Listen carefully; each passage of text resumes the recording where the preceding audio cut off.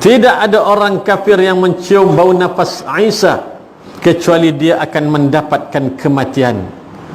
Maka dia mencari Dajjal hingga menemukannya di pintu, kemudian dia membunuhnya. Kemudian Isa bin Maryam mendatangi suatu kaum yang dilindungi oleh Allah Subhanahu wa taala. Maka dia mengusap wajah-wajah mereka dan bercerita tentang kedudukan mereka di syurga. Adapun rahsia bahawa Isa tidak akan meninggalkan Dajjal hingga dia membunuhnya adalah untuk mengakhiri bencana makhluk ini dan fitnahnya. Manusia akan menyaksikan pembunuhan dan kematiannya, serta mereka akan meyakini bahawa dia adalah seorang hamba lemah yang dapat dikalahkan. Mereka juga akan menyebutnya, yakni Dajjal, sebagai seorang pembohong dan pendusta. Mungkin ada orang akan bertanya, kalau Dajjal pandang Nabi Isa dah cair, buat apa Nabi Isa nak kejar lagi? Matilah dah tu. Tapi Nabi Isa tahu dia belum mati. Dia nak ngakar kan? Dia nak ngakar kan? Bila dia cair, sebenarnya dia lari. Rahsia dia sebut kenapa Nabi Isa tetap mengejar Dajjal sampai kepada di timur Baitul Maqdis ataupun di bumi Palestin. Sebab apa? Nak membuktikan Nabi Isa nak mengembalikan umat yang sudah jauh tersasar, umat di zaman itu yang sudah pun meninggalkan Al-Quran, tidak lagi mengikut ajaran Nabi SAW. Nabi Isa nak mengajak umat ni bahawa yang kamu ikut selama ni, yang kamu agung-agungkan selama ni, yang kamu kagum sangat selama ni, dia adalah pembawa fitnah yang paling besar sepanjang sejarah dunia. Dan dia ini adalah seorang pembohong besar. Dia bukan Tuhan. Dia bukan nak membawa kamu menuju kepada syurga Allah Subhanahu wa taala, tetapi dia nilai yang akan membawa kamu terperosok ke dalam neraka Allah Subhanahu wa taala.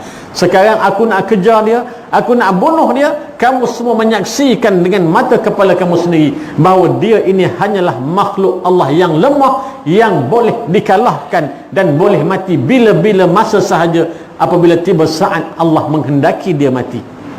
Masa tu dia kata apa? Dia sebut ni kan, bila Nabi Isa dah bunuh Dajjal, mati je Dajjal, mengalir darah daripada tubuhnya. Masa tu baru dia tengok yang ramai-ramai ni yang duk kagum sangat dengan Dajjal ni. Dia kata dia ni memang kaki mongak betul lah. Kalau dia orang Negeri Sembilan lah, memang kaki mongak Dajjal ni menyosar dan ikut dia. Menyesal masa tu untuk apa? Too late. Nampak? Menyesal masa tu. Masa tu sebab apa? Dah nampak dah. Memang dia ni manusia macam aku. Cuma dia ada kelebihan tertentu yang Allah anugerahkan kepada dia. Matilah Dajjal. Umat di ketika itu menyaksikan. Untuk apa Allah buat macam tu? Adakah Allah nak ceritakan jahatnya orang Islam ni, orang dah lari dah lah, apa nak kejar-kejar lagi? Yang pertama, sebab nak menghapuskan fitnah yang dibawa oleh Dajjal. Yang kedua, untuk memperbetulkan umat pada ketika itu bahawa kamu sudah pun keluar daripada landasan yang sebenarnya. Kembalilah ke jalan Allah Subhanahu wa taala. Dan Nabi Isa yang kita dah baca dah, aku diturunkan di sini, kata Nabi Isa, bukan aku nak bawa Injil, bukan aku nak ajar Injil kepada kamu. Aku turun nak mengajak kamu semua ni, kembalilah kepada kitab kamu yang diturunkan kepada Nabi kamu, iaitu tak lain dan tak bukan Al-Quranul Karim.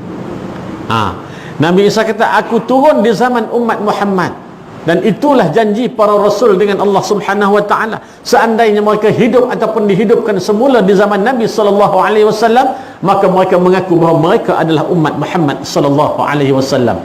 Apa yang mesti mereka buat? Apa yang diajarkan dan ditinggalkan oleh Nabi SAW, itulah yang akan diikut. Berpandukan kepada apa? Kitab yang diturunkan kepada Nabi SAW, iaitulah Al-Quranul Karim. Itu sebab Allah turunkan Nabi Isa nak membawa manusia ini supaya kembali ke jalan yang benar. Habis bab tu. Baik.